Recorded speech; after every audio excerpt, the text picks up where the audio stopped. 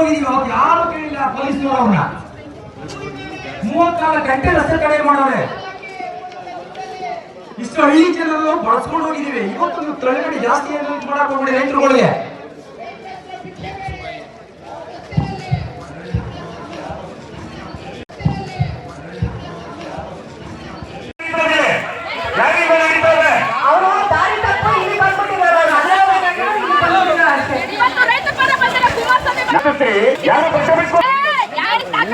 ಜನಪರ ಕೆಲಸಗಳನ್ನ ಮಾಡಿ.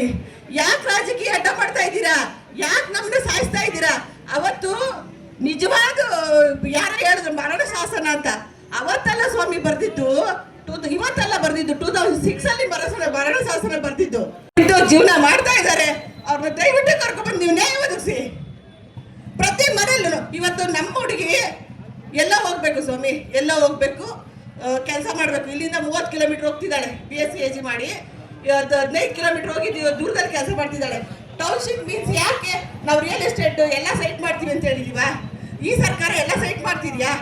ನೀವೇ ಹೇಳಿದ್ರೆ ಈ ಟೌನ್ಶಿಪ್ ಪರಿಣಾಮ ಏನು ಅಂತ ಹೇಳಿದೀನಿ. ಈಗ ಐ ಟೌನ್ಶಿಪ್ ಅಂದ್ರೆ ಏನು ಅಂತ ನೀವು ಅರ್ಥ ಮಾಡಿಸಿ.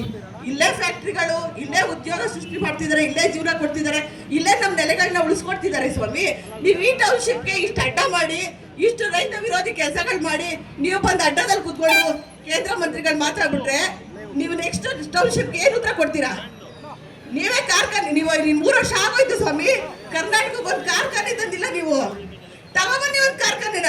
ಅಲ್ಲಿ ಬೆಳೆಗಾರರಿಗೆ ಒಂದು ಬಲ್ಬ್ ಫ್ಯಾಕ್ಟ್ರಿ ಕೊಡಿ ಸ್ವಾಮಿ, ಉದ್ಯೋಗ ಕೊಡಿ. ಇದನ್ನೇ ನೆಪ ಇಟ್ಬಿಟ್ಟು ಅಲ್ಲಿ ರೈತರು ವಿರೋಧ ಮಾಡಿದ್ರು ಅದನ್ನ ಇಲ್ಲ ಅಂದ್ಬಿಟ್ಟು 2 ವರ್ಷ ಕಾಲ